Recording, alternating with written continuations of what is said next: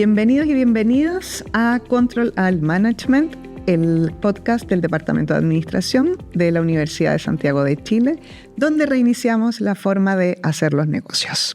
En este ciclo, dedicado al eje temático de sostenibilidad, conversaremos con personas que están liderando transformaciones profundas en las organizaciones, incorporando criterios ambientales, sociales y de gobernanza, como ejes estratégicos para un Chile más justo, transparente y competitivo. Hoy tenemos el honor de conversar con Tamara Acknick, quien es ingeniera comercial del USACH, una de las figuras más influyentes en materia de gobernanza, ética corporativa y compliance en el país. Tamara ha sido superintendenta de pensiones, directora de empresas, consultora experta en integridad corporativa y actualmente integra el directorio de Codelco, una de las empresas más importantes de Chile, estatal de Chile. Su trayectoria combina servicio público, liderazgo privado y una visión clara. Las organizaciones solo avanzan cuando la integridad es parte de su ADN. Hoy hablaremos sobre qué significa ser compliance en el mundo actual, por qué la transparencia es clave para la sostenibilidad y cómo construir culturas organizacionales basadas en integridad, confianza y buena gobernanza. Tamara, bienvenida a nuestro podcast. Muchísimas gracias por la invitación. Para mí siempre es un agrado volver a mi casa. Muchas gracias. Yo sé que eres una persona ocupada, así que agradecemos el tiempo que te das para estar con nosotros y ser parte de este podcast que lo van a ver alumnos, exalumnos y la comunidad de negocios en general. Encantadísima. Tamara, para comenzar, cuéntanos sobre tu camino profesional, qué te llevó a especializarte en temas de gobernanza, integridad y compliance, y cómo se ha ido configurando este propósito a lo largo de tu trayectoria.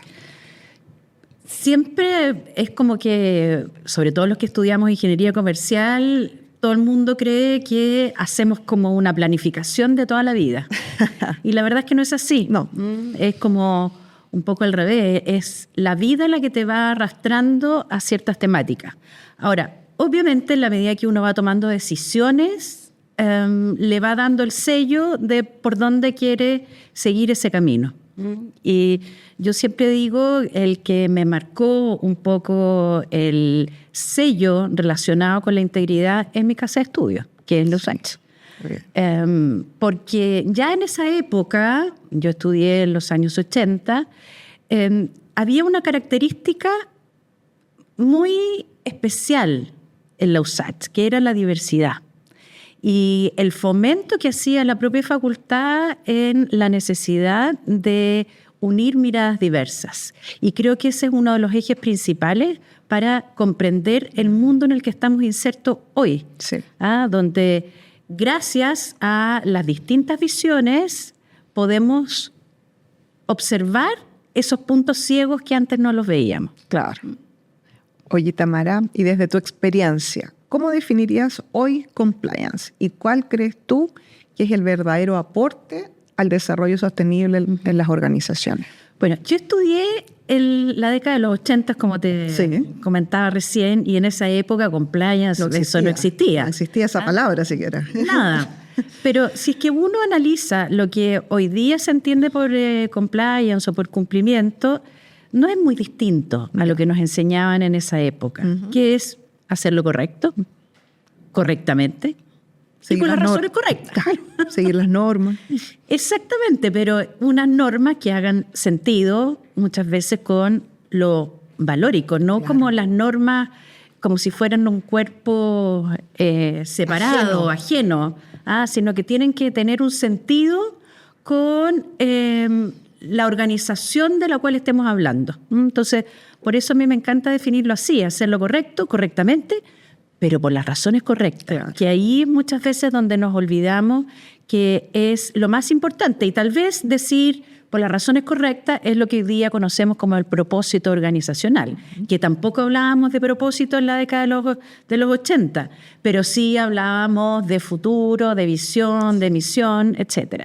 Y el propósito hoy día está distinguido como el deber ser de las organizaciones. Sí. Y pensando en los directores, los directorios, ¿cuál es y los altos ejecutivos? ¿Cuál es su rol para que esto no sea solo un discurso y en realidad baje a la organización y sea parte del ADN de estas organizaciones? Súper buen punto, porque si es que no hay un direccionamiento claro desde la alta administración, es decir, desde el principal órgano de administración de las organizaciones, que es el directorio, es difícil que el discurso permee hasta el último rincón de la organización. Entonces, aquí se requieren liderazgos también un poco distintos y una real comprensión de lo que significa el compliance o el cumplimiento, que inmediatamente a la mayoría se le viene a la cabeza normas, pero no son normas vacías. No. Tienen que ser más bien directrices de comportamiento. ¿Y cómo hacemos para que esto sea parte de la cultura? Uy, qué difícil. Me encantaría tener la respuesta y decir, mira, paso 1, paso 2, paso 3. Ejemplos de empresas quizás que lo han logrado y lo hacen un poco mejor. Mira, suele haber como una sensación de que, por ejemplo, a las empresas más chiquititas, a las pymes, se les hace un mundo el tema del compliance. Y yo tengo una visión distinta. Y con este ejemplo yo creo que voy a responder tu pregunta, porque cuando tenemos empresas chiquititas, pymes, normalmente tenemos a los dueños involucrados directamente en la gestión. Sí. Y son los dueños los que de alguna forma imprimen el cómo hacer las cosas. Y el cómo hacer las cosas tiene que ir aparejado de este concepto que yo te daba al comienzo, de hacer lo correcto. Exacto. Correctamente. Sí. Y por las razones correctas. Claro. En cambio, cuando las organizaciones van creciendo, obviamente el deseo o el sello que está detrás de los propietarios, sobre todo cuando ya hay una atomización de la propiedad de las organizaciones. Cuando entran accionistas. Cuando entran minoritarios, cuando entran los fondos de pensiones, cuando entran las compañías de seguro, etcétera. Por supuesto que se hace un poco más difícil encontrar el consenso sobre temáticas valóricas que se quiere imprimir dentro de la gestión diaria de las organizaciones. Y para eso cumplen un rol fundamental los directorios. Los directorios. Que son los representantes de esos propietarios. Entonces, solamente con directores como muy involucrados en lo que requiere cada organización para llevar adelante su propósito, pero de manera correcta y haciéndolo bien, es que se van a poder construir los sistemas, que algunos incluso pueden ser sistemas informales, y no tiene para qué ser todo tan escrito y mucho menos con lenguaje un poco difícil que nadie entiende. Y ese yo creo que es como el gran desafío que tienen las organizaciones de mayor tamaño hoy día. O sea, ¿tú lo ves más difícil en organizaciones grandes que en organizaciones pequeñas? Yo lo veo más desafiante. Más desafiante. Más desafiante, porque en las organizaciones pequeñas, en la medida que se haga la distinción y se comprenda qué es lo que es muy fácil que fluya. Exacto. Lo difícil quizás es la parte normativa.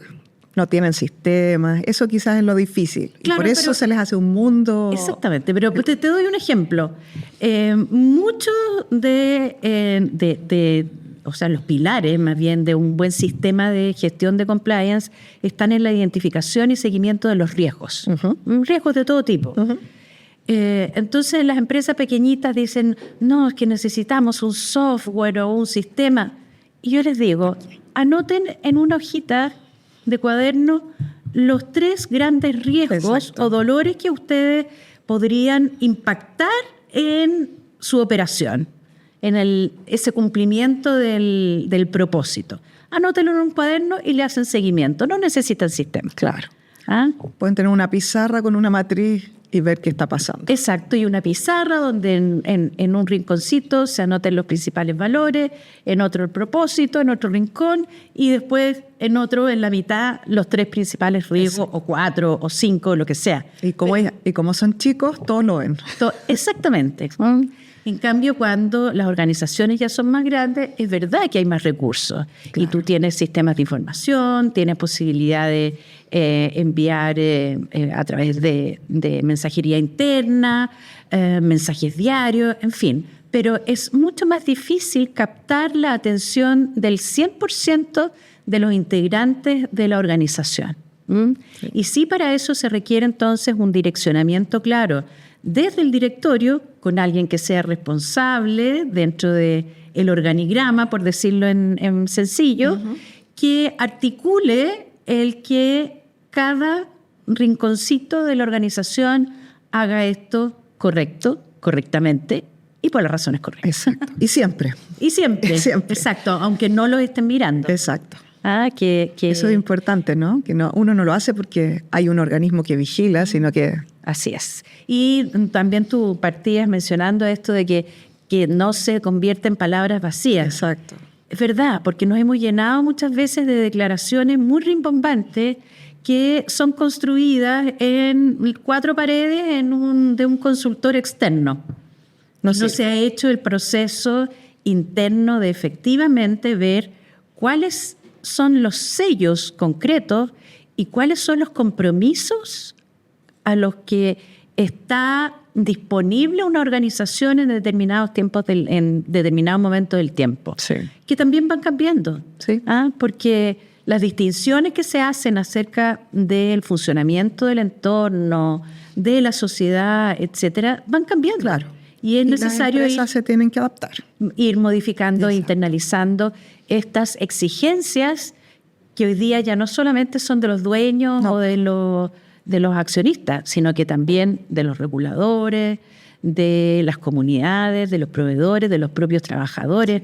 O sea, hay un sinnúmero de espacios, lo que hoy día uno le llama como los stakeholders. Sí, o los actores clave. Exactamente, sí. O los grupos de interés, que son los que te dan como el marco de referencia no escrito. Que el marco de referencia escrito te lo da la ley, exacto. La reglamentación del regulador, etcétera. Pero eso no escrito son como las necesidades de cada uno de esos grupos de interés. E interpretar esas necesidades también es un rol clave para hacer un buen compliance. Sí, mira qué bien, ¿eh? Oye, Tamara, hoy en día eres parte del directorio de Codelco. Sí. ¿Qué aprendizajes destacarías sobre cómo implementar y fortalecer modelos de integridad, transparencia y debida diligencia en organizaciones complejas como es Codelco y de gran escala? De gran escala, y aquí me voy a permitir corregir. Y bajo escrutinio público. Y me voy a permitir corregir porque es la principal empresa chilena. Es la principal. Y es la principal empresa de cobre del mundo. Así es. Entonces, evidentemente es una organización compleja con muchos desafíos, y tú lo decías recién, con 1.000 ojos, 17 millones de ojos, y más, si es que le sumamos los ojos del mundo, puestos sobre la operación de esta empresa. Lo que lo hace triplemente desafiante. Y creo yo que de los grandes aprendizajes es que nunca podemos desconectar lo que es la actividad, es decir, el negocio, con lo que te decía al principio, hacer esto correctamente. Exacto. Por las razones correctas. Porque evidentemente Codelco tiene que seguir produciendo cobre. Eso es lo que hace. Exactamente. Y todo el andamiaje de cumplimiento lo que tiene que tratar de hacer es apalancar el desarrollo de esa operación y no al revés, que es como lo que está en la conciencia colectiva hoy día, de que como el compliance es como un palito en la rueda, que es el que pone dificultades, el que dice siempre que no. Al revés, es decir, el compliance lo que tiene que tratar de hacer es que esa actividad principal se lleve adelante correctamente. Exacto. Por las razones correctas, que sabemos cuáles son. Sí. No es por el lado del compliance. tiene que estar... Es con. Absolutamente integrado. Sí. Que es también uno de los grandes desafíos, no solamente del compliance, sino que tú mencionabas en la introducción de este capítulo de las variables de sostenibilidad. Exacto. ¿Cierto? Entonces, ¿cómo logramos que no sea una palabra que sea, yo siempre digo, puro bla bla? Puro bla bla. Palabras vacías. Palabras vacías, sino que estén presentes en cada una de las acciones que conforman las herramientas con las que cuenta una organización para llevar adelante su deber ser. Uh-huh. En sus sistemas contables, en sus sistemas de información, en la comunicación que existe con los distintos grupos de interés, que no todos tienen, lo decíamos recién, que no todos tienen los mismos intereses. No. Y por lo tanto no les puedes dar la misma información a todos. Así es. Muchas organizaciones creen que con la memoria integrada estamos listos. Y no es así. No. Eso va dirigido Exacto. a un grupo muy específico de grupos de interés, que son los inversionistas. Sí. Pero las comunidades, por ejemplo. Ni los clientes lo revisan. ¿Tú crees que se van a leer una memoria así como de 500 páginas? Jamás. No lo leen. Entonces... Son otras acciones las que ve otros actores, ¿no? Y otras herramientas que las empresas tienen que ser capaces de ir innovando en cómo se comunican con cada uno de estos grupos de interés. Si es que miramos, por ejemplo, cómo se hacía empresa hace 50 años, daba lo mismo porque ninguna empresa se comunicaba con nadie. No. Y ni siquiera el principal grupo de interés interno era demasiado relevante, que son los propios trabajadores. Así es. Hoy día, con las distinciones que hemos ido haciendo a lo largo del tiempo, que está muy bien, sabemos que no podemos hacer buenas empresas si es que no estamos súper conectados con los intereses de cada uno de esos sectores. Claro. Tamara, mira, el compliance se ha vuelto más multidimensional. Vivimos en un mundo complejo donde interactúan distintos estamentos, distintas partes dentro de los negocios. Podemos pensar en ciberseguridad, en privacidad, en los riesgos ASG, diligencias en la cadena de suministro. ¿Cuáles crees tú que son las grandes tendencias que van a marcar el futuro del compliance en Chile y en el mundo? ¿Qué es lo que se viene en temas de compliance? Yo creo que hoy día estamos en un momento, y lo deslizamos en algún paso de la conversación, es cómo integramos todas estas variables que son relevantes a algo que también nos enseñaron, por lo menos a mí en los años 80, en los sistemas organizacionales.